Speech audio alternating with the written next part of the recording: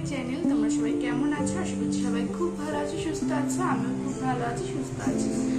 আজকে বুধবার আর এখন বাজে সকাল 8টা। সকালে যে সমস্ত কাজ থাকে সেগুলো সব হয়ে গেছে। তো এখন মেয়ে আর মেয়ের বাবা ঘুমাচ্ছে, আমি উঠে গেছি। উঠে নিচের যে সমস্ত কাজ আছে সেগুলো হয়ে গেছে, উপরে ঝাপটা হয়ে গেছে। তো এখন ঘর গোছানো টুকটাক কাজ বাজছে। আর যেটা সব থেকে বড় কাজ আছে সেটা হচ্ছে রান্না। তো চলো দেখতে থাকো ভিডিওটা। গুড মর্নিং, আমি এখন ঘুম থেকে উঠলাম।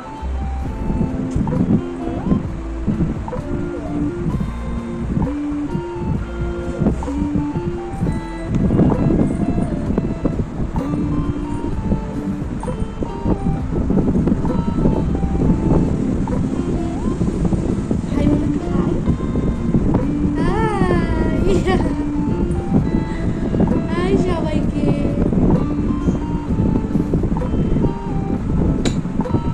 ওকে বলো বাই। Tata tata. এখন টাটা।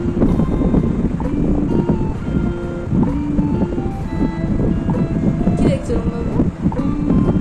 হ্যাঁ, চলো। তো এই যে মেয়ে তো এখন উঠে গেছে, এখন আমার বিছানা তুলতে হবে, বিছানা তুলতে হবে, ঘর ঝাড় দিতে হবে।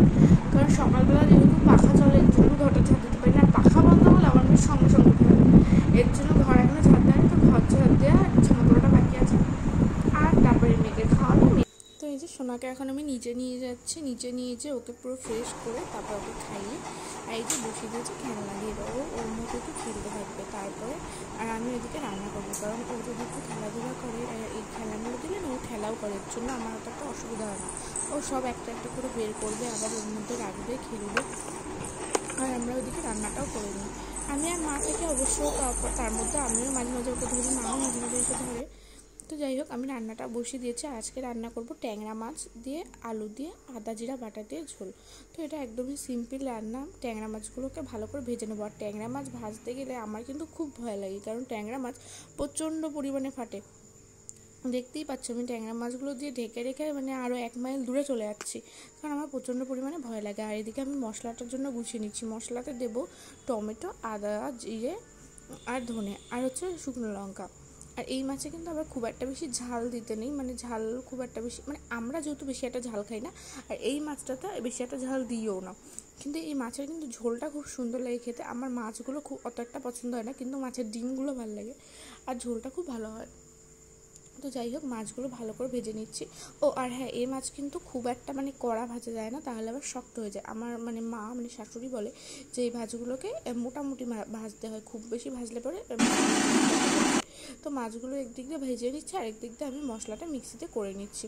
তারপরে মাছ ভাজা হয়ে গেলে যেই তেলটা ছিল তার মধ্যে আরেকটু তেল দিয়ে দিলাম। তেল দিয়ে এর মধ্যে দিয়ে দিচ্ছি জিরে আর তেজপাতা। আমাদের আবার সব কিছুতে তেজপাতা দিতে ভালো লাগে। তো যাই রান্না হোক না কেন সব কিছুতে কিন্তু তেজপাতা ফোড়ন দিই। তেজপাতা ফোড়ন দেওয়ার পর আলুগুলো কেটে নিচ্ছি।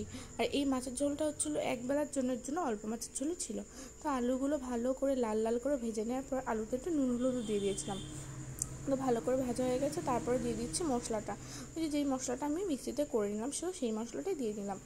মশলাটা দিয়ে ভালো করে কষাবো। ও তার মধ্যে দিয়ে দেবো একটুখানি নুন আর হলুদ। ভালো করে কষানো হয়ে গেলে যখন জল ছেড়ে দেবে তখন আমি দিয়ে দেবো জল।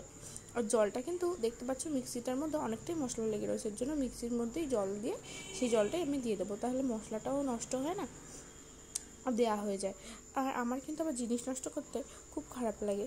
তাও আজকে জানো অনেকগুলো ভাত নষ্ট হয়ে গেছিলো। ভাতগুলো কালকে গরম করে রেখে দিয়েছিলাম, কিন্তু তাও কেন কীভাবে নষ্ট হয়ে গেছিলো ভাতগুলো।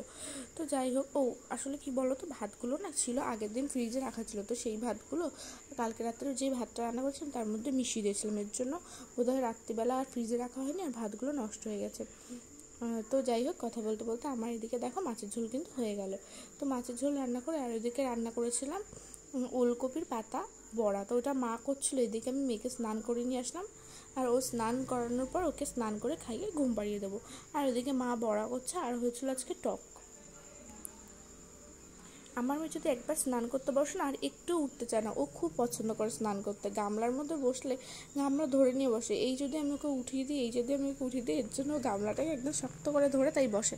আমি ওকে বলি, শোনা এটা নাও ওটা নাও, এটা যখন কোনো একটা হাতে কিছু নেয় গামলাটা ছেড়ে তারপরে ওকে আমি তুলি। মানে আর শোবো মানে ঘুমাবো না, কারণ মেয়ে ওই যে এখনো খেলা করছে।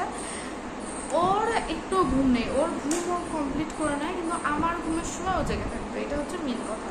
তো যাই হোক, এখন একটু তারপরে উঠে ভাবছি একটু রিলস ভিডিও বানাবো ফেসবুকে আর ইনস্টাগ্রামেও। তো তোমাদের আমি আমার ফেসবুক আইডি এবং ইনস্টাগ্রাম আইডিতে যদি তোমরা আমার ভিডিও দেখতে চাও তাহলে কমেন্টে জানাও যে ফেসবুক আইডি আর ইনস্টাগ্রাম আইডিটা দিতে, তাহলে আমি ফেসবুক আইডি ইনস্টাগ্রাম আইডিটা ইউটিউবে দিয়ে দেবো।